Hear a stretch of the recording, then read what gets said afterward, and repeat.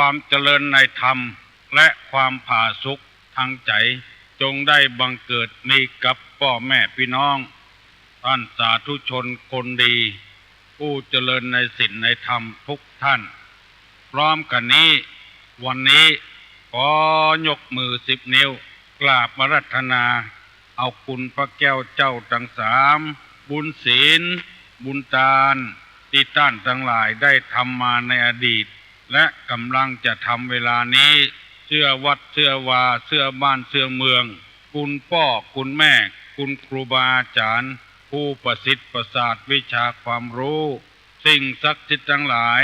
อันมีพระบรมธาตุเจ้าโดยสุเทพและครูบาเจ้าศรีวิจัยนักบุญแห่งล้านนาไทยเป็นต้นขออาราธนาเชิญชวนมาปกปักรักษาพ่อแม่พี่น้องพ่ออุ้ยแม่อุ้ยพ่อหนานพ่อน้อยพี่ป้านาอาปู่ย่าตายายลูกเต้าหลานเหลนทุกคนเพื่อได้มีความสุขกายและสุขใจนานแสนนานได้เทินวันนี้ตู้ลุงก็มาปะมาพบมาอู้มาจ๋ากับท่านทั้งหลายผู้ฟังทั้งหลายเหมือนกับทุกวันที่เคยได้บำเพ็ญมาตื่นขึ้นมาได้ประกาศธรรมโบราณเป็นว่าเสียงก้องเสียงกองเสียงมองต่ำเข้าเสียงตุเจ้าเทศนาธรรมเป็นเสียงที่เป็นสิริมงคลกับบ้านกับเมืองโดยเฉพาะผู้ที่นับถือพระพุทธศาสนากองดังสนั่นฟันพื้นแสดงว่าบ้านเมืองอยู่เย็นเป็นสุขมีการทำบุญทำทานอยู่บักขาดเสียงมองต่ำเข้าแสดงว่าเข้ายังอยู่ในเหล่าลองอยู่มีเข้าหือต่ำอยู่เสียงตุเจ้าประกาศธรรมแสดงว่าตุเจ้าอยู่ในวัดในวายัง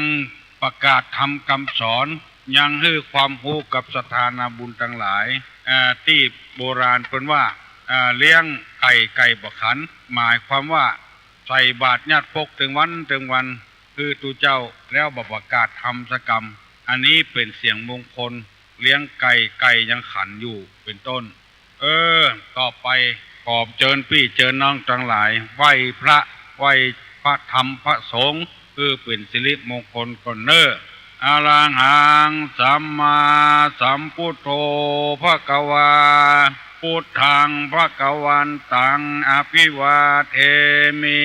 กราบสวากขาโตภควตาธัมโมธัมมังนัมสสามิกราบสุปฏิปันโนภควโตสาวกสังโฆสังฆังนะมามิกราบอันทัพไมยังพุทธัสสะภควโตบุพาภะคณะมะกาลังกาโลมาเสนะโมตัสสะภะคะวะโตอะระหะโตสัมมาสัมพุทธัสสะนะโมตัสสะภะคะวะโตอะระหะโตสัมมาสัมพุทธัสสะนะโมตัสสะภะคะวะโตอะระหะโตสัมมาสัมพุทธัสสะ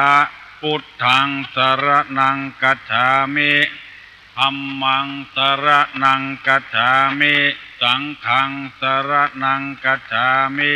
ตุติยัมปิพุทธังสรณังคัจฉามิตุติยัมปิธัมมังสรณังคัจฉามิตุติยัมปิสังฆังสรณังคัจฉามิตติยัมปิพุทธังสรณังคัจฉามิตติยัมปิธัมมังสรณังคัจฉามิตติยัมปิสังฆังสรณังคัจฉามิอิติปิโสภะคะวะอะระหังสัมมาสัมพุทโธวิชชาจารณะสัมปันโนสุขโตโรกาวิทูอนุตตโลปุริสะธรรมสาระติสัทธาเทวมนุษสานังพุทโธภควติสวากขาโตภควตาธัมโมสันติติโกอากาลิโกเอหิปัสสิโกโอปนะยิโก ปัจจัตตังเวทิตโพวินยูหิติสุปฏิปันโนภะคะวะโตสาวกสังโฆอุจุปฏิปันโนภะคะวะโตสาวกสังโฆญาญะปฏิปันโนภะคะวะโตสาวกสังโฆญาติตังจัตตาริปุริสายุคานิอัฏฐาปุริสาปุคลาเอสะภะคะวะโตสาวกสังโฆอาหุไนโย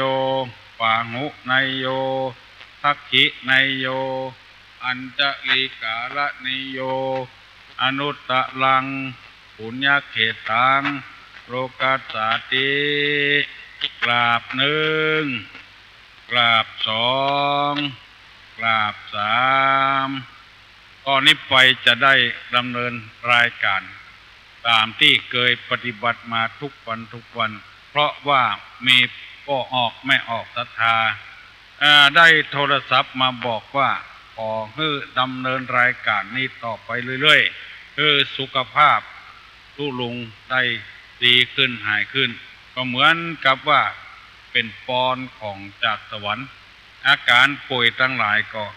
ดีขึ้นมาและมีกำลังจิตกำลังใจที่จะมอบความรู้ต่างๆให้แก่คนทั้งหลายฟังเคยได้ศึกษาเล่าเรียนมาจะใดก็นำมาเสนอตัวอันมันแปลกอยู่อย่างหนึ่งก็ออกไม่ออกมันเป็นธรรมชาติคนเดียวคือกับคนหลายคนนี่กำลังมันน้อยคือคนจะได้รับประโยชน์นี่น้อยคนเดียวคือกับคนหลายคนนี่เหมือนกับพ่อกับแม่เลี้ยงลูกเลี้ยงเต้าเนี่ยบางทีก็โดนลูกด่าก็มีลูกละฟังก็มี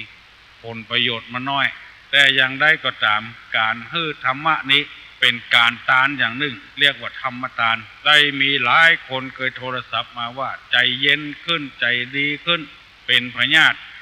ตั้งจิตตั้งใจก็หอมหายไม้แควนขึ้นถึงจะได้มอกคนสองคนตุลุงก็พอใจแล้วแต่มันตรงกันข้ามคนหลายคนฮื้อคนเดียวนี่มีผลประโยชน์นักมีบุญคุณนักคนเดียวฮื้อหลายคนนี่บุญคุณบ่นักอันนี้สูงบ่นักแต่คนหลายคนฮื้อคนเดียวนี่อันนี้สูงนักเหมือนกับลูกหลายคนปิกมาเลี้ยงพ่อมาปิกมาเลี้ยงแม่เปิ้นอวดเปิ้นอ้างว่าลูกของหมู่นี้ดีกว่าคนปิกมาใจใส่พ่อปิกมาใจใส่แม่บอกว่าลูกไม่ยิงบ่ลูกกระจายอันนี้ลงคืดใจก็เนอะแล้วเวลาฟังนี่ทำอย่างหนึ่งเป็นคติเตือนใจนะหนึ่งคนหลายคนฮื้อคนเดียวมีอันนี้สูงน้อยมีอันนี้สูงนักคนเดียวฮื้อคนหลายคนนี่มีอันนี้สูงน้อยเลี้ยงลูกเป็น9 คน10 คนจนในใหญ่หน้ากาบานมาบ่ใครมีไผอวดไผอ้างลูกหลายคนมาเลี้ยงพ่อเลี้ยงแม่นี่มีคนอวดคนอ้างอันนี้เป็นคติเตือนใจเนอะไปใจฟังบ่ได้นะ2เวลาฟังเนี่ยอย่าไปทำเหมือนน้ำเต็มแก้วน้ำเต็มแก้วนี่คืออย่างไรมันเต็มไปเห็นแล้วเอาน้ำใหม่มาใส่มันฟะไปให้หมดมันล้นไปให้หมดเวลาฟังนี่เฮือทำตัวเหมือนน้ำอยู่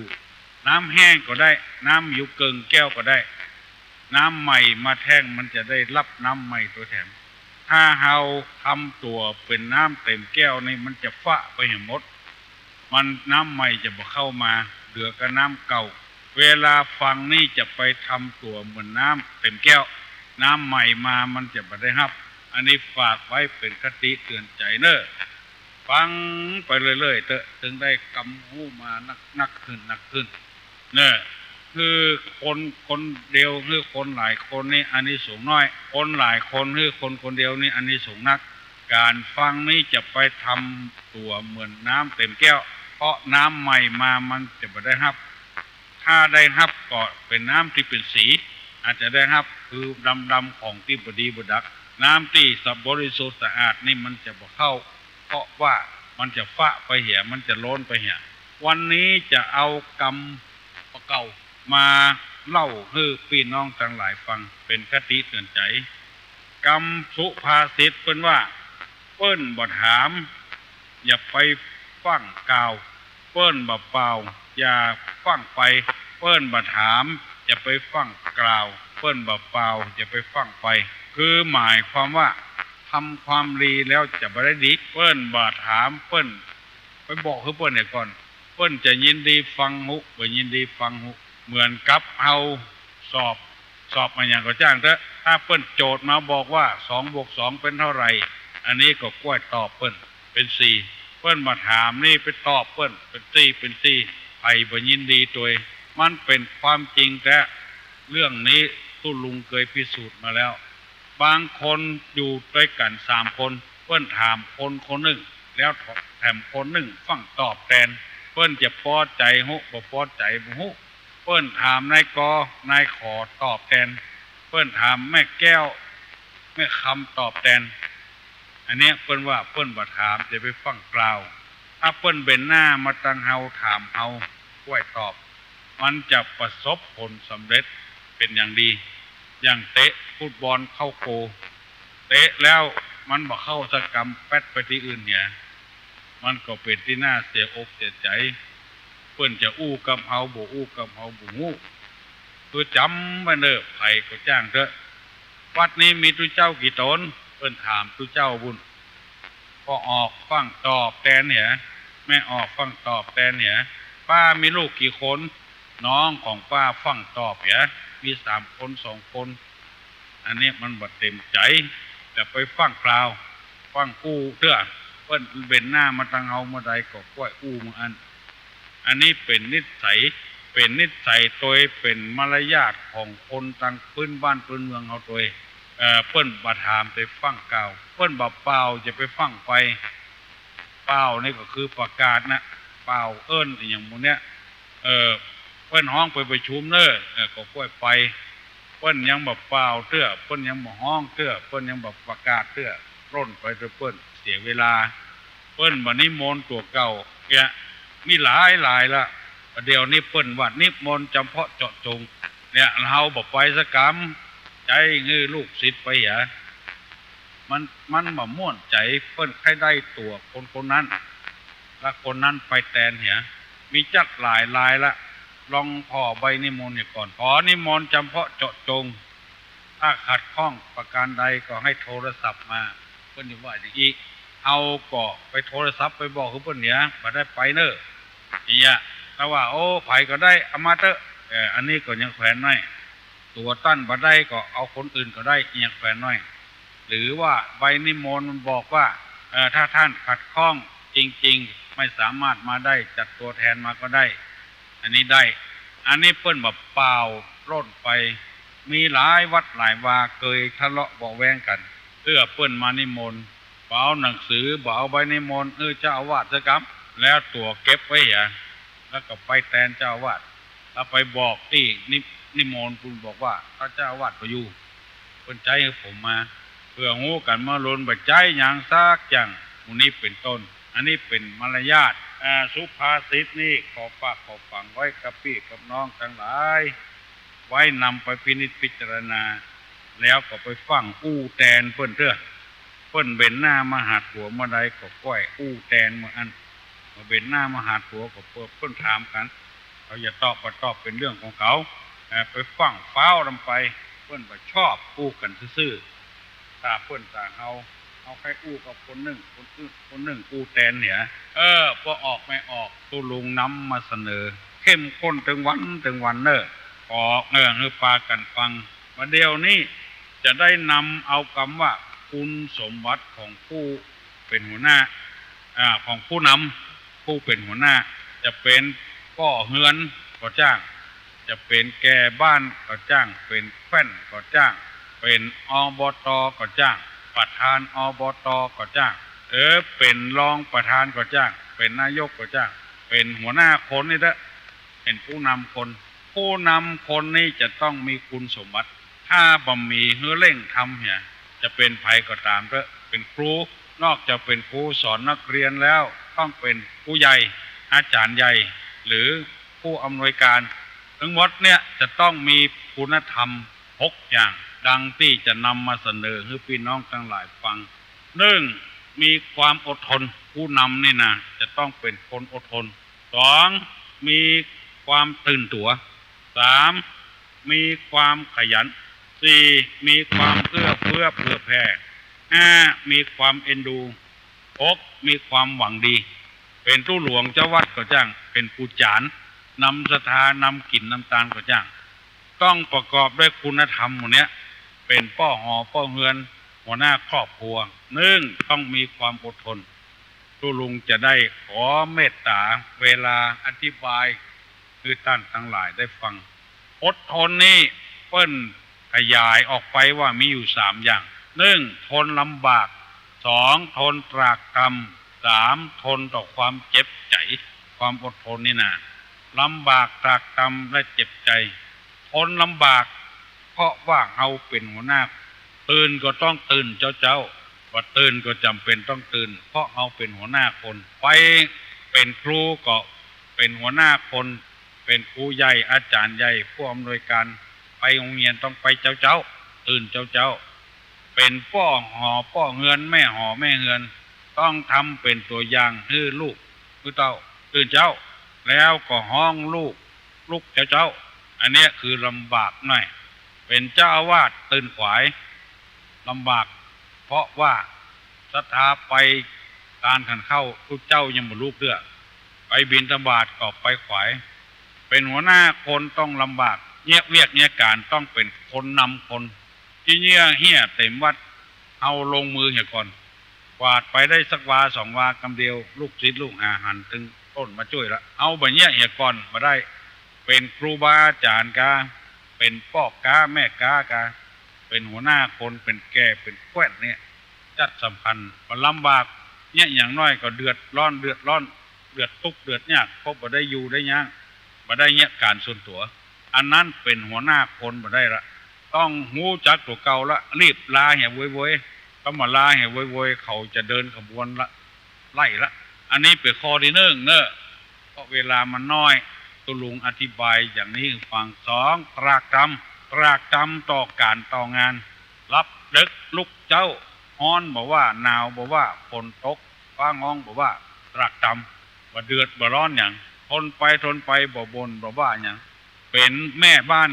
ก็ตรากตำเป็นพ่อบ้านก็ตรากตำจะไปบ่นจะไปเดือดบ่นถ้าเดือดแล้วมันเอาไปใจนี่มันระบายไปเห็นแล้วอดมือกินมือก็อดไปคือลูกได้หูได้หันขนาดของดีๆนี่เอาให้ลูกกินไปหงห้ำหงเฮียนพ่อแม่กินข้าวกับน้ำเมียงประจอมกินไปละลูกได้กินดีๆเอินเข้ามาเข้าลูกถ้ามันลวกมามันจะหูคนเดียวมันเดือดร้อนพ่อสูเนี่ยทุกพ่อสูเนี่ยไอ้อย่างมูนี่จะไปบ่นไปเดือดต้องตรากตำพ่อแม่ถ้าเป็นคนอย่างอี้ชื่อว่าเป็นพ่อแม่ที่ดีเป็นหัวหน้าคนดีๆเป็นผู้นำคนดีๆ หัวหน้าอย่างก็จ้างเด้อต้องตรากตำจำลูกน้องเนี่ยการแดดฮ้อนเพลงหัวหน้าไปลบอยู่ที่โฮมเนี่ยอันนี้มันขาดคุณสมบัติของผู้นำเมื่อลูกน้องทำการกลางแดดผู้นำก็ต้องอยู่กลางแดดอยู่บนเฮือนตบมือจำเปิ้นไล่มาวอเนื้อตัวบ่ไปอยู่บนเฮือนตบมือคือเปิ้นไล่คือมาวอครบเปิ้นคือตัวเองปลอดภัยอันนี้ชื่อว่าเป็นผู้นำที่ดีก็ได้ตัวต้องลงมือโดยมาวอเนื้อไล่โดยกำค้อนไล่โดยกำค้อนไล่มาวอก็ไปกำไม้อันเดียวตอนกำไม้อันเดียวก่อนเอากว้างมันไม่มีค้อนละอันเดียวมันโล่นมาครบละไล่ละหนีละต้องเอาสองอันกำค้อนไล่มาวอต้องตรากตำแล้วอันสุดท้ายเรียกว่าทนต่อความเจ็บใจได้ยินเสียงกระทบกระเทือนอย่างพ้องอดเอาทนเอาอย่างนายกคนเดียวเนี่ยทนต่อความเจ็บใจมีพ้องเพิ่นใส่ลายป้ายสีโอ๊ตเอาบัดนี้คือเรื่องเกิดขึ้นอดเพชรกินหวานอดสารได้ซ่ากำบักเก่าคนว่าอย่างอันนี้เป็นคุณสมบัติของผู้นำข้อที่หนึ่งข้อที่สองมีความตื่นตัวไปหันในอย่างที่ไหนเอามาปรับปรุงมาแก้ไขในบ้านของเราเป็นตู้หลวงอยู่วัดปาศรัทธาไปกินไปทานศรัทธาจะได้หูได้หันเปิ้นแล้วถึงเวลาเอามีก็จะได้เงียบเหมือนเปิ้นเป็นตู้หลวงเจ้าวัดนำศรัทธาไปปล่อยหลวงกาไปงานต่างๆกา ไปไหว้ภาษาพระบาทพระธาตุกันศรัทธามันไม่ใจเหมือนกันกับคนบางคนว่าโอ้ทุกเจ้าเอาอย่างอี้เนาะเอาอย่างเปิ้นนะที่เอาไปหันนะเปิ้นเนี่ยกันอย่างใดเนี่ยตื่นตัวตลอดเวลามีการมีงานอย่างเงี้ยยามฮ้อนยามอย่างเงี้ยนิมนต์ทุกเจ้ามาเจริญพุทธมนต์การมาฉันเพลเอี่ยบ้านอื่นบ้านไก่เปิ้นแจกผ้าเย็นกันถวายให้แก่ทุกเจ้ามันฮ้อนมาแผ่บ้านเฮาขอเนี้ยอย่างเปิ้นเนี่ยตื่นตัวอันนี้อย่างลักย่านะอย่างอื่นๆแถมไปวัดไปว่าเปิ้นโอ้วัดเปิ้นปูตัวนอนเต็มวัดหญ้าคงก็บ่ออกสะอาดสะอ้านดีทุกตั้งกวาดมาแผ่บ้านศรัทธาก็ปากันเอ้าทุกเจ้าเฮาปูตัวนอนอย่างเปิ้นเนาะอีเป็นต้นตื่นตัวเอาบ่ได้บอกคือเปิ้นแต่เปิ้นไปหันปาศรัทธาไปเอี่ยวไปแหวงหันน้อยนี่น้อยทุกเจ้าไปเหี่ยกันหนึ่งศรัทธาไปเหี่ยกันหนึ่งก็จะบูเรื่องกันไปด้วยกันนั่นนะอันนี้กู้ถึงศรัทธากู้ถึงเจ้าบ้านเหมือนกันก็หลวงก็ดีแก่บ้านก็ดีกำนันก็ดีแฟนก็ดีก็ต้องอย่างเงี้ยตื่นตัวตลอดเวลาเพื่อนเนี้ยแล้วมันดีเขาก็มาทำตื่นตัวตลอดเวลาอบตก็ตามไปหันเพื่อนเนี้ยเพื่อนทำแล้วมันดีเอาไปทำต่อจนได้รางวัลผู้นำในครอบครัวก็อย่างเดียวกันเป็นพ่อบ้านเป็นแม่บ้านเป็นผู้นำแล้วไอ้อย่างที่เขาบ่มีเขาก็ต้องตื่นตัวบางรายนี่ตึงบ่ตื่นตัวอย่างลูกตึงผัวตึงเมียพริกมีเงินเหนือเกลือไม่เงินใต้พักแคบมีขอบหัวประเสาะประแสวงหาอย่างมาไว้ตั้งแต่หม้อไห้ทลายปากขึ้นมาหม้อนึ่งให้เข้าเตาไฟก็ต้องมีไว้ต้องตื่นตัวแต่เวลาครอบครัวใดถ้าบ่ตื่นตัวตื่นใจมันก็อย่างอั้นตลอดเวลาสืบเผื่อลูกเผื่อเต้ามาหันพ่อหันแม่ตั้งไฟนึ่งเข้าสักเตื้อแกงสักเตื้อตำน้ำพริกน้ำพงสักเตื้อก็แบบเนี้ยเหมือนกับพ่อกับแม่สืบไปไม่ต้องเป็นอย่างนี้ต้องตื่นตัวอันนี้เป็นข้อที่สองนะหนึ่งต้องมีความอดทนสองต้องมีความตื่นตัวการเสาะว่าหากินก็อย่างเดียวกันค้าขายอย่างนี้มันบัดตันก็เอายังไม่แถมเยอะตื่นตัวต้องแข่ง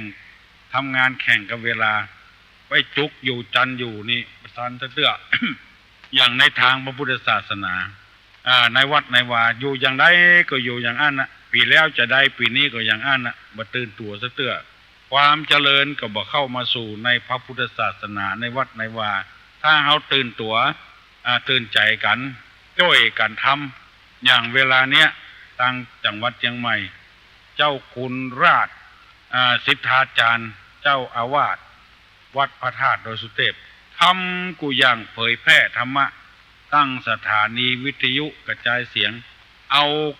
อารายการของตุลุงไปประกาศแถมต่อไปแถมมือคนได้ใจสถานีวิทยุได้ฟังตุลุงเกือบค่อยบ้านค่อยเมืองอันเนี้ยเป็นการตื่นตัวบัดใจว่าฟังบ่ได้ม่วนบ่ได้คือฟังแล้วมันตื่นตัวเนี่ยเป็นหัวหน้าคนได้เป็นผู้นำคนได้เป็นอะไรอย่างก็เป็นได้ตื่นตัวตลอดเวลาเอาบาลีมาสอนเอานักธรรมมาสอนเอาอภิธรรมมาสอนเอาศาสนาวาทิตมาสอนอยู่ใกล้โรงเรียนเปิดไปสอนธรรมะให้นักเรียนวัน10 นาที20 นาทีอันนี้ตื่นตัวตลอดเวลาชื่อว่าเป็นผู้นำที่ดีเพื่อนมาขอใจสถานที่กวัดกวาจะเป็นประชุมก็ได้จะเป็นตั้งโรงเรียนการศึกษานอกโรงเรียนอันนี้เรียกว่าตื่นตัวตลอดเวลาเป็นข้อที่สองข้อที่สามมีความขยันคือบ่อยู่บ่ได้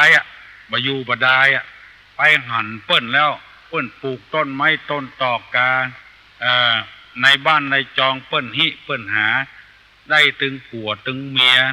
กาในบ้านในจองเปิ้นสะอาดสะอ้านกาบ่ขี้ค้านอู้กันง่ายๆเถอะบ่ขี้ค้านพ่อกอยตื่นตัวโดยมีความขยันโดยอดทนก็มีหั่นขยันก็มีหั่นผู้นำต้องเป็นคนอย่างเงี้ยเป็นคนมั่นผู้นำขี้ค้านไปประชุมเนี่ยเพิ่นไปประชุมวัดก็บ่ไปคือเมียไปเหียเพิ่นประชุมอำเภอก็บ่ไปคือผู้ช่วยไปเหียเพิ่นไปประชุมมันประชุมนี่คือสารวัตรไปเหียเพิ่นประชุมนายกคือรองนายกไปเหียเพิ่นประชุมประธานคือรองประธานไปเหีย หมู่เนี้ยบ่ขยันบ่ได้ฟังมันบ่ตื่นตัวมันบ่ได้ความรู้ใหม่ๆขึ้นมาเปิ้นปาไปเอี่ยวที่ไหนไปทัศนศึกษาการไปทัศนศึกษาเนี่ยมันได้ผลประโยชน์นักบ่ใจเอาไปละม่วนบางรายลองสังเกตพอเถอะเปิ้นชวนไปเอี่ยวทางภาคใต้ปีกมาเผียวกู้ก้าเล่นน้ำทะเลเหตุนั้นน่ะหมู่อื่นไปพอแล้วบ่หันมาอู้เปิ้นแปลงอันนั้นแปลงอันนี้มันงดงามปลูกต้นไม้ตัดเป็นรูปจ้างพ่องรูปเป็นอย่างพ่องแบบเนี้ยบ่เอาไปพอสวนย่อมสวนเยิ่มนี่ประจัดการอย่างซื่ออย่างอันเนี้ยบ่ขยันพ่อออกแม่ออกพี่น้องทั้งหลายลูกหลานทั้งหลายฟังเนี่ยเตอะหัวหน้าคนนี่จะต้องเป็นคนอย่างเงี้ยมีด้วยกัน6 ข้อด้วยกัน1มีความอดทน2มีความตื่นตัว3มีความขยันมันถูกต้องหมด4มีความเอื้อเฟื้อเผื่อแผ่5มีความเอ็นดู6มีความหวังดีอันเนี้ยมันจะต้องมีอยู่อย่างเงี้ยหัวหน้าคนใดหัวหน้าครอบครัวคนใดตุหลวงวัดใดเจ้าคณะตำบ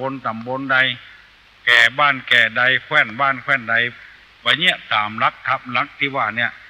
บ่มีความอดทนบ่มีการตื่นตัวแล้วบ่มีความขยันเนี่ยเสียเวลาอย่างบ่ได้4 ปี5 ปีเอาเวลาไปขว้างให้บ่ได้ให้คนอื่นเป็นยังจะดีกว่าเฮาเป็นตู้หลวงเป็นเจ้าวาดก็อย่างเดียวกันเป็นครูก็เหมือนกันเป็นหมอก็เหมือนกันหัวหน้าคนจะต้องเป็นผู้นำคนจะต้องเป็นคนอดทนตื่นตัวตลอดเวลาปรับปรุงสถานที่ให้มันน่าพอน่าดีน่างามเมื่อไหนๆเขาก็ตกลงปลงใจเป็นหัวหน้าคนแล้วผู้อย่างมันจึงเป็นมีหัวหน้ามดมีนายมีเป็นผู้นำคนธรรมชาติต่างๆก็มีบอกว่านกหนูปูปลาลองสังเกตพอเถอะปลาตัวใดท่านนำหมู่ลูกน้องก็ต้อยเป็นหมู่นกก็อย่างเดียวกันต้องมีหัวหน้างัวต่างนี่ก็มีหัวหน้าปนห้องว่างัวนำควายนำฝูงก็มีหัวหน้าคนเอานี่ก็ต้องมีหัวหน้าเมื่อตกลงปลงใจว่าจะเป็นหัวหน้าคนแล้วเป็นพ่อคนแม่คนเปลี่ยนเป็นผัวกันเมียกันแล้วจะต้องมีคุณธรรมนะไม่ใช่นับได้นับเป็นไม่ใช่นับได้นับเอานะจะเอาผัวจะเอาเมียเดี๋ยวไม่ใช่นับได้นับเอาต้องมีคุณธรรมเนี่ยก่อนเพราะคนอันนี้ไม่ใช่เหมือนสิ่งสารสัตว์จะต้องเจริญรุ่งเรืองจะไปถอยลงคือมันเจริญรุ่งเรืองขึ้นมีวิธีใด เอาตระหนักจังใดคล่องจังใดเป็นจังใดจ้างจังใดเอาก็ทำอันนั้นตุลุงตะกอนเปิ้นจังนิมนต์ไปหันไปนี่8 จังหวัดในภาคเหนือและทุกอำเภอในภาคเหนือไปกุฏิกูแหงพอมาถึงเวลาเท่าแก่แล้วมีใจใคร่ประกาศธรรมะเอาธรรมะมาเผยแพร่ให้แก่พี่น้องวงศาคณาญาติลูกพอดีลูกศิษย์ของตุลุงนี่เปิ้นก็เป็นอกเป็นใจให้พยายามเก็บหอมรอมริบแปลงสถานีวิทยุชุมชนไว้เอาบ่ได้ไปไกลก็ประกาศทำใกล้ๆเนี่ยวัน1 ชั่วโมงอันนี้บัดใจว่านำเอาเรื่องส่วนตัวมาอู้มาอวดตัวบัดใจจะว่าก็ว่าเถอะยอมรับเพราะว่าเขาเป็นผู้นำคนแล้วจะต้องเป็นไปอย่างอี้เนี่ยเกือบกูย่างในปีที่แล้ว2 ปีที่ผ่านมาอยากจะให้เจ้าบ้านเก็บขยะก็พยายามลงทุนจ้างละอ่อนเก็บขยะตามบ้านตามจองเอาไปเผาก็มีเอาไปขว้างก็มีเก็บปวดเก็บไปอย่างไว้เป็นผู้นำเจ้าเดียแต่ว่าเปิ้นบ่โตยเปิ้นบ่โตยตามบอกกติกาอย่างมีเปิ้นบ่โตยตามทางวัดก็หันว่าบ่ได้ละเนี่ยบ่ได้ละลงทุนไปเป็นหุกิแสนละเจ้าบ้านบ่โตยตามมาก็ย่างเหี่ยให้เป็นผู้นำเจ้าดีแต่ผู้นำบ่เดียวเนี่ยมันต้องเสียเงินเสียทองบ่จะนำบ่ได้เสียเงินเสียทองการก่อสร้างในวัดในวาก็ต้องชะงักไปได้หลายปีเพราะไปเมาเก็บขยะนี่พี่น้อง13 ชาวบ้านแต่เปิ้นบ่หันดีหันชอบโดยหมู่นี้เป็นต้นก็เลยยั้งละบ่เดียว เอาทางใดแถมเอาไถ่ถอนชีวิตสัตว์นำไปบางคนเอางัวเอาควายไปแล้วเอาไปขายโจทย์เหรอประเดี๋ยวนี้เขาก็ย่างแล้วเอามาเลี้ยงเป็นหมู่ในบ้านนี่ก็มีงัวก็มีควายก็มีเอาไปเลี้ยงที่อื่นก็มีอันนี้คือยกตัวอย่างให้ฟังน้อยๆบ่ได้ว่าไปก็เป็นการอวดตัวครูบาอาจารย์ทุเจ้าพระนายมีความรู้มาอยู่โดยเป็นมหาปรริญญาก็มีจบปริญญาแล้วก็มีเรียนต่อก็มีเนี่ยก็ขอเปิ้นเป็นครูฮึหมู่ที่เป็นมหาก็ขอให้สอนบาลีหมู่ที่เป็นมหาก็ขอให้เปิ้นสอนนักธรรมหมู่ที่จบปริญญามาก็ขอให้เปิ้นสอนอภิธรรมการนักธรรมการเนี่ยจะต้องตื่นตัวตลอดเวลาต้องมีความขยันวันนี้ถ้าอยากได้3 ข้อเหตุก่อนส่วนมีความเอื้อเฟื้อเผื่อแผ่มีความเอ็นดูมีความหวังดีนี่ตุลุงจะเอาต่อวันพุธเนอะเพราะเวลามันประเดี๋ยวนี้6:40 นาทีแล้วไผ่ยังมาลุกเห็นลุกเนอจะไปลุกขวายโรคเงียเวียกเงียการอาบน้ำอาบท่าให้ตั้งกายสดชื่นอาบน้ำเมื่อเจ้านี่มันสดชื่นดีนะลองพอเถอะแปรงสีฟันอย่าเรียบร้อยแล้วก็เข้าห้องน้ำอย่างเสร็จแล้วก็ชำระร่างกายเข้าห้องน้ำสบายอกสบายใจประเดี๋ยวนี้ได้นำเสนอได้3 ข้อให้ก่อนเนอะวันพุธตุลุงจะนำเสนอทั้ง3 ข้อมาลุนฟังเนอะขอประกาศเนอะวัดดอนแก้วตำบลดอนแก้วถ้าไผ่ไข้หูตี้ก็ลงที่หน้าค่ายกองพันสตางค์แล้วก็ไปตะวันออกประมาณสัก50-60 เมตรเนี่ยหรือว่าเกือบกิโลแล้วเอารถเข้าไปติดต่อที่วัดดอนแก้วเพื่อนจะบวชละอ่อนหรือดื้อร้อนเอาละอ่อนไปอบรมบ่มในตำบลดอนแก้วก็ได้ตำบลอื่นก็ได้ฮัลโหลสวัสดีครับตุลุงครับโอ้สวัสดีเนอะสวัสดีมาเจ้ากุดมอร์นิ่งครับคุณลุงถ้าถามทุกอ่านที่น้องเป็นทุกเจ้าแต้ครับที่ไหนหันในทีวีทุกบาทคงอย่างกี่โมงที่ประชุมกันที่เทพบอกหันที่มีทุกเจ้าว่าเป็นทุกเจ้าบ้านเฮาเลยครับทุกเจ้าแต้ทุกเจ้าที่ไปประท้วงครับโอ้ประเดี๋ยวนี้ตะกอนเป็นทุกเจ้าเนอะครับเป็นทุกเจ้าแล้วก็มีความคิดแปลกประหลาดเหลือเปิ้นแล้วไปอยู่ที่ไหนก็อยู่บ่ได้เพราะว่าเป็นตัวเจ้านี่มีกฎเกณฑ์นักลำไปพอเสนอให้แก้ไขปรับปรุงตัวนั้นแล้วก็คณะสงฆ์ทั่วประเทศเนี่ยเพิ่นบ่ยอมรับเพราะว่ามันเพิ่นก็เลยไปอยู่กับธรรมยุทธ์ก็ได้พวกก็บ่ได้ไปหามนิกายก็ได้ก็เลยลา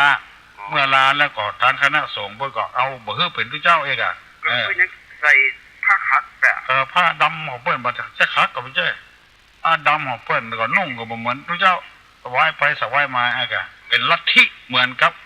แล้วก็ว่าอาตมาก็บ่อาตมาเก่าแล้วกุมบาทเขาเนี่ยกุมบาทเนี่ยเหมือนพระเจ้าแล้วบ่ใช่พระเจ้าบอกฮู้ไงเนอะเหมือนอย่างพระเจ้าไปอยู่กับเปิ้นอย่างนั้นจะไปฮ้องพระเจ้าครับถ้าตามอย่างอีกแล้วทุลุงผมฟังทุลุงมันม่วนดีครับ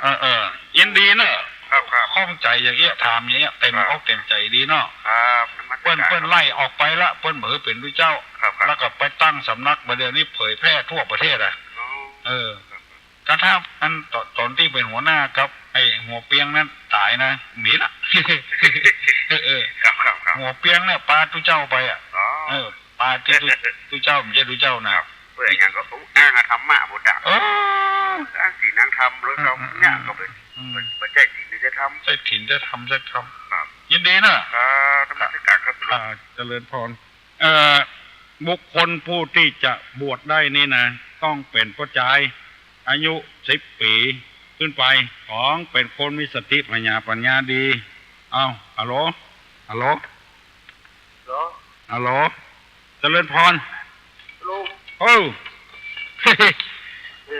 ได้ยินละตุลุงอยู่บักคำหลวงกันนึงบักคำหลวงปุ้นครับผม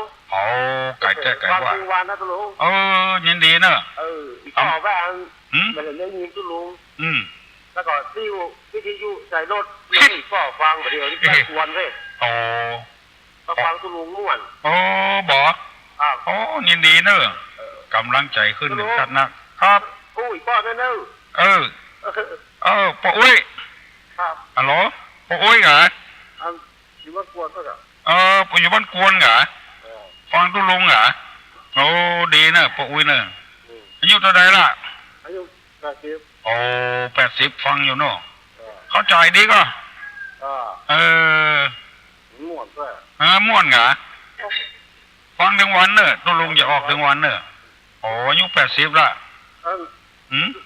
ตุลุงจะไปย่างเนอะฟังถึงวันนะออกสดเนอะไม่ใช่ออกไม่ใช่อัดเทปเนอะไม่ย่างนะใจสู้อยู่ติ๊กๆอ่ะสู้จนตายเนาะอย่างนายกเลยเนาะสู้เนาะเตี้ยเนาะบุญรักษาเนอะโอ้ย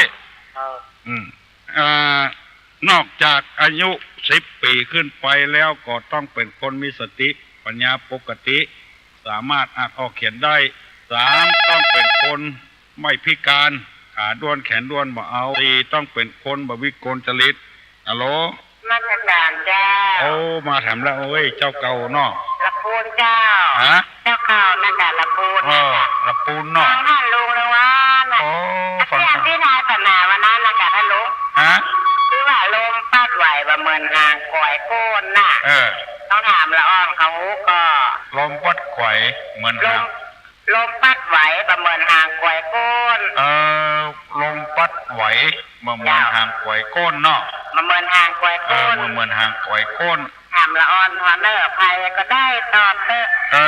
ท่านลุงว่าแต่ว่าปัญหาของท่านลุงนะตอบตามเนี่ยคือว่าหัวมดอดหนาวกลางยาโอร้อนนั่นน่ะอันอย่างอ้อโอ้ละเจ้าอันอย่างอ้อน้ำรวยกับป้าฟังถึงว่านะท่านลุงเก่งจ้ะโคตรแบบทางเขาเนอะเก่งเลยเว้ยท่านลุงว่าอยู่หนองหมูย่างหมูยองบ้านเดิมอยู่หนองตองอ่ะเจ้าอยู่หนองตองไหมกะเจ้าบ้านยังมาอยู่โดยพ่อร้อนเพื่อได้50 ปีแล้วเจ้าไปบ้านอย่างหนองตองอ่ะบ้านเหล่าปลานน่ะปลานเจ้าปลานไหมกะเจ้าปลานคูบาล่าไหมนะปลานเทกับปลานปะคาไปจ้ะปลานปะคาเว้เจ้าที่มีท่านลุงก้นเสียไปแล้วนะท่านลุงแก้กับท่านลุงจุ่มน่ะท่านลุงจุ่มไม่ใช่ครูบาจุ่มเนาะเจ้าปลานน่ะกะเจ้าแล้วประเดี๋ยวนี้มีท่านมาแทนอยู่อันน่ะพ่อท่านลุงก็อยู่แพร่โลส่วนหลวงอ่ะส่วนหลวงหนองตองอ่ะพ่อเกิดท่านหรอเป็นเจ้าหางลงกันนะเจ้าแต่น่าจะท่านลงว่ายังอู่ยองไปเจ้ยองไปอยู่บ้านเปิ้ลมาอู้ยองตัวเปิ้ลกันมาอู้เจ้าอู้ไปจ้างหรือมั่งอ่ะเจ้าที่เปิ้ลมันเป็นยองก็มีหรอกนั่นกันฟังม้วนฟังท่านลงฟังตัววานะแล้วมันโทรบัดตานบัดตานเปิ้ลเนาะเจ้ายินดีเนอะเจ้าถ้าแก้กับไหว้พร้อมท่านลุงนะกะไหว้พระเจ้าตัวเจ้าบุญรักษาเนอะเจ้าอยู่ดีมีสุขท่านลุงอยู่มันเมินเนอะว่าเนอะอยู่มันเมินเจริญพรเนอะโอ้ม่วนอกม่วนใจแต่เฮ้ยฝันศีลฝันปอดทุกเจ้าก็มีนอกไปจากนั้นก็ว่าเป็นคนวิกลจริตว่าเป็นมีความประพฤติดีแล้วก็สอนง่ายว่านอนสอนง่ายแล้วก็ได้รับอนุญาตจากพ่อจากแม่ติดต่อที่วัดดอนแก้วเนอะลงที่หน้ากล่องพันสตางค์ฮะลาไผ่เพิ่นจะเริ่มตั้งแต่วันที่20 เมษาไปถึงที่5 พฤษภาไผ่ไข่เป็นเจ้าภาพบวชเนนก็800ถ้าตู้เจ้านี่ก็1,200เครื่อง5 เครื่องก็เครื่องปัน5 เครื่องของเนนนี่ก็500 บาทก็100ชุดก็100หมอนก็100ปลาตวบก็100ทุกขภัณฑ์ต่างๆแป้งสีฟันยาสีฟันก๊อกอาบน้ำสบู่ถูตัวนี่ก็50 บาทผ้าอาบน้ำก็50 บาทน้ำปานะในมือแล้ว1 ปันน้ำปานะนี่ก็คือ น้ำส้มกันในกาน้ำโอวันตินในกาอย่างมูนี่เรื่องน้ำปานะก็ถ้าจะเหมาเลี้ยงถึงหมดถึง100 ป่ายถึงวิทยากรนะก็มือเจ้ามือเพนก็3,000 บาทหรือว่าตามเจตนา ศรัทธาขาดหลุมของเด่น300 บาทถ้าใครจะเป็นเจ้าศรัทธาเนี่ยก็ไปฮับในตำบลดอนแก้วนี่ฮับในกุวัดเนอะ ตั้งแต่วัดดาราพิมุขวัดดอนแก้ววัดโสภณารามวัดปิยารามวัดสันเมืองอารามสันเมืองประชารามแล้วก็วัดพระนอนขอนม่วง6 วัดเนี่ยถ้าใครจะเป็นเจ้าภาพอันใดก็ได้ อันนี้ขอประกาศประชาสัมพันธ์ให้ญาติโยมทั้งหลายได้รับทราบโดยเฉพาะอย่างยิ่งในตำบลดอนแก้วนี่วันเดียวนี้จะถามน้องอามน้องพิมพ์น้องอะไรอย่างฮะน้องป๊อปน้องบิวตุลุงจะถามว่าสมมติว่าตุลุงลูกวัดโสภณารามไปวัดดอนแก้วไปเมื่อ9 โมงไปถึงวัดดอนแก้ว12 โมงจะถามว่าแม่ของตุลุงชื่ออย่างเนี่ยจากวัดโสภณารามไปวัดดอนแก้วไป9 โมงไปแผ่ปูน12 โมงแม่ของตุลุงชื่ออย่างเนี่ยน้องอามก็ได้น้องป๊อปก็ได้น้องบิวก็ได้น้องพิมพ์ก็ได้ใครได้ลองตอบมาแม่ของตุลุงชื่ออย่างลูกนี่ไป9 โมงไปแผ่ดอนแก้ว12 โมงแม่ตุลุงชื่ออย่างบ่อยๆเนอะถ้าบัดตอบเพื่อคนอื่นตอบเนอะอย่านับถึง10 1 2 3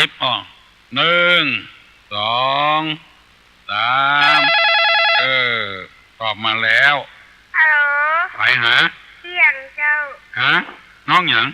น้องอายเจ้าน้องอามน้องอายค่ะน้องใหม่กับค่ะอยู่บ้านอย่างสบสาน้องอายบ้านสบสาน้องพี่บิวเจ้า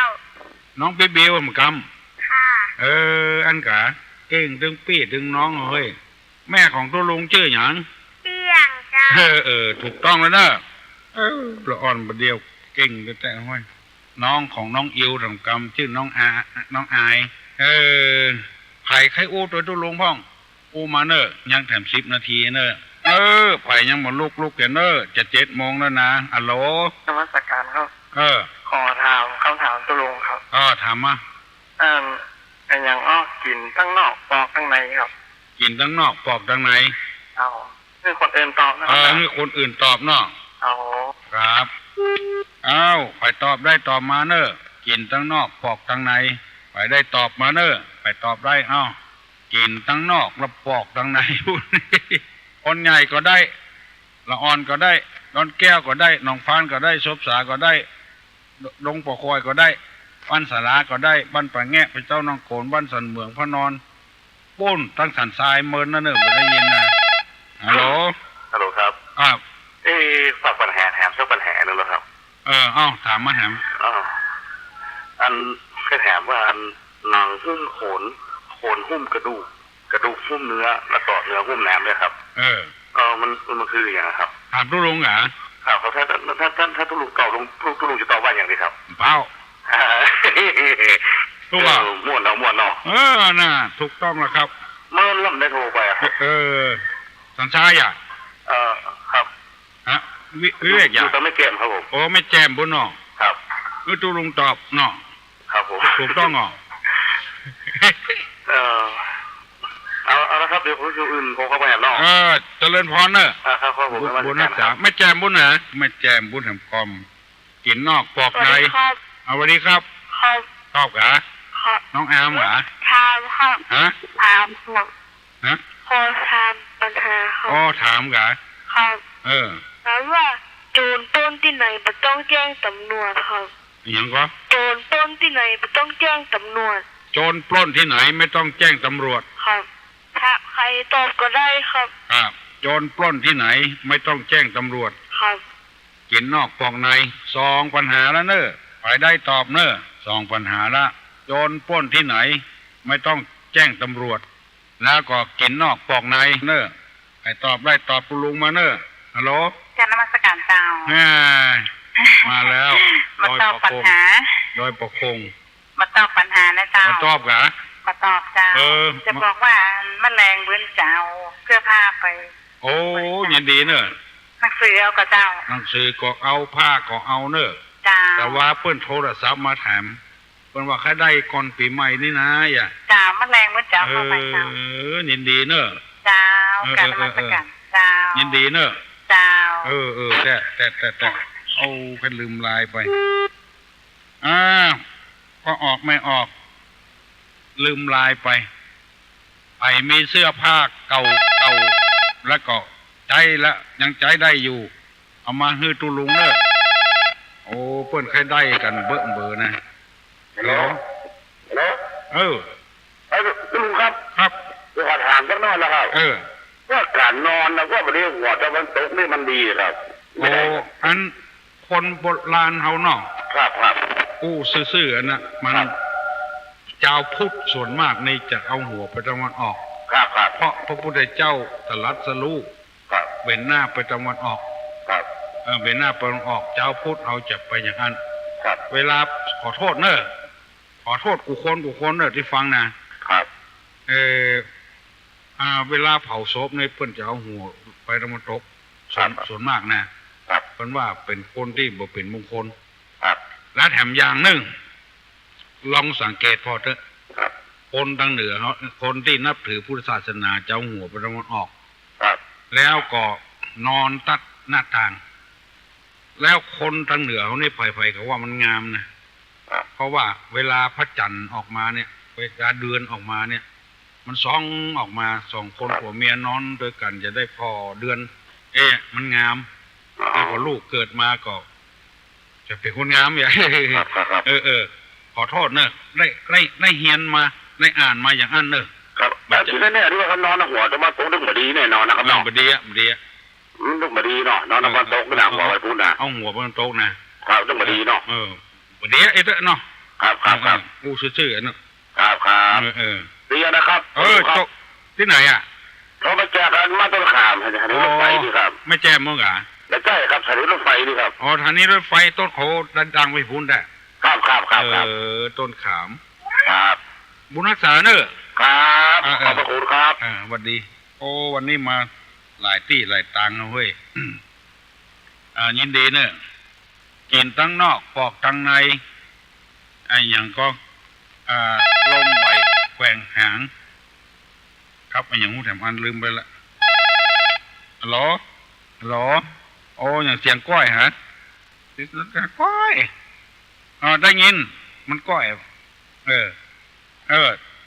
โอ้บันปะแกโอ้ละปูนบนได้ยินชัดหรอโอ้ฟังตุลุงทั้งวันน่ะ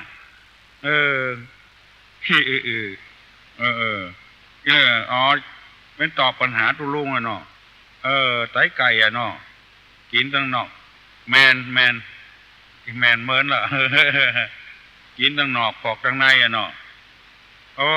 บุญรักษาเนอะอยู่ดีมีสุขหิมากะขึ้นเนอะ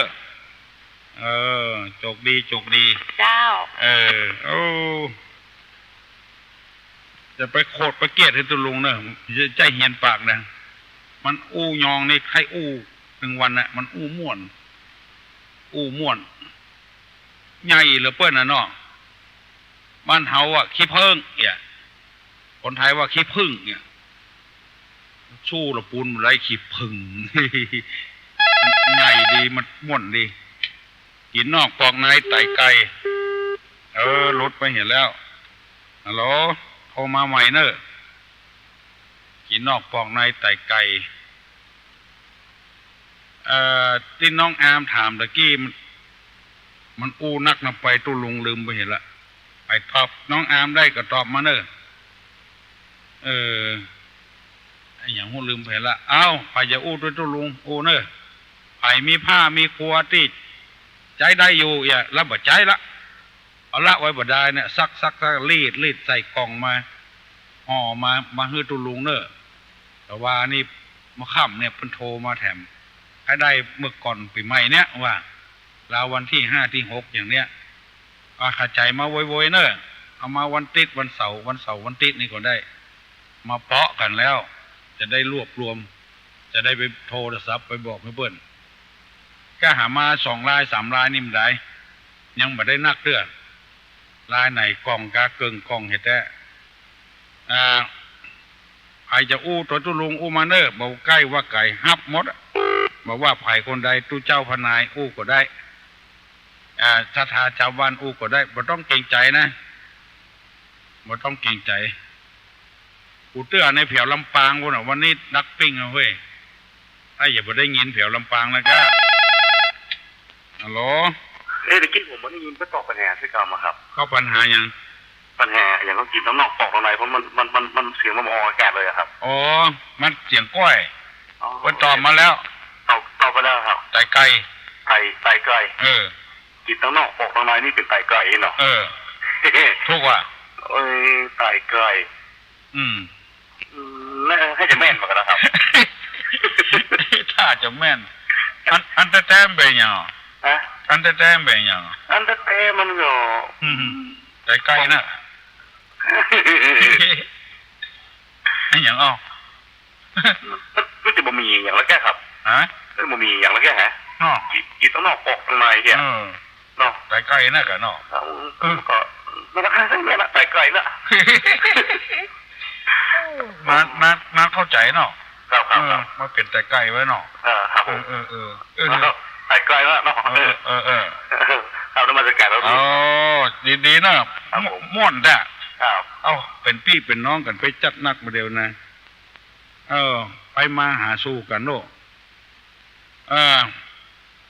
มาเดียวนี่7 โมงแล้วเนอะยังแถมสักสาย2 สายนี้อู้ได้อยู่7 โมงละฮัลโหลคุณลุงเจ้าอันที่ไปวาดข้าบ้านสีหอยในคนไปทางใดจ้ะเนี่ยเข้าที่เมืองพาเนอะเข้าที่เมืองพานี่ขึ้นไปติ๊กๆอ่ะเพิ่นถึงแปลงป้ายไว้ไหนเจ้าก็ไม่จะถือไม่แต่งไปจังคนไม่งานบ่แผ่วมาแผ่วพุ่งนะข้ามขัวไม่ลิ้มนี่เหนืออำเภอไม่ลิ้มไม่นะเจ้าข้ามไปกำเดียวกับไปเผือเมืองพาละเมืองพาก็เลี้ยวซ้ายไปเข้าตรงไหนเลยเจ้าเนี่ยไปทางไหนอำเภอไม่แต่งก่อนมาถึงเนาะมาถึงเข้าที่เมืองว่าสำคัญว่าไปจังเขื่อนไม่งัดไปยังปูนเดี๋ยวมีตะวันตกเพื่อนหรอเขื่อนไม่งัดเขื่อนไม่งัดมีตะวันออก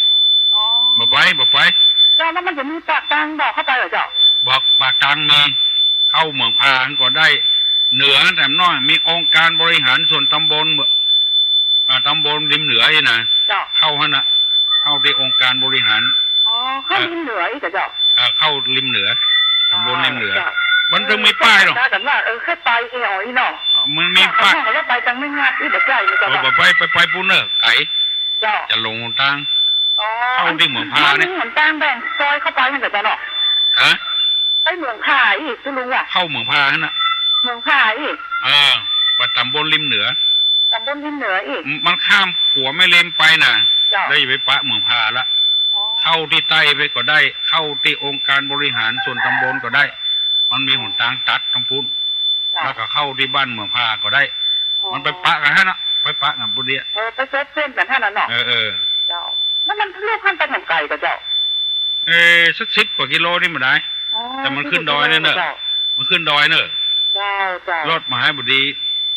บัดเท้าไปเนอะมันจะรู้นะมันขึ้นดอยเอารถสัก60-70%น่ะเนอะเอารถลุกบัดเท้าไปถ้ารถแบบนี้ที่ตึงไปไม่ได้เลยเนาะมันก็ไอ้นะหันรถหน้าหันแปลงก็ไม่น่ายางโน้นแล้วแต่ตัวสบายมากเลยบนเพลข้างต่างนั่นแถมเพลข้างต่างนั่นแถมสบายมากไปเถอะมันจะสูงอย่างถึงใต้จังใดอีท่าโดนนี่ก็จะบัดอย่างอันน้ำเหลือมันบัดอย่างอันน้ำเหลือเนาะอย่างอันน้ำเหลือมันบักดอยมหาบดีเนี่ยดอยมหาบดีเนี่ยไม่ใช่ดอยอย่างดอยสุเทพดอยอินทนนท์ไม่ใช่มันจะเป็นแงกเลยก็โคตรนักมันโคตรนักยังโคตรอย่างหนทางไปตายนี่ก็จะอย่างนั้นอ่ะเพิ่นถึงบอกเนอะทางโค้งกดแตรทางโค้งกดแตรเพิ่นถึงบอก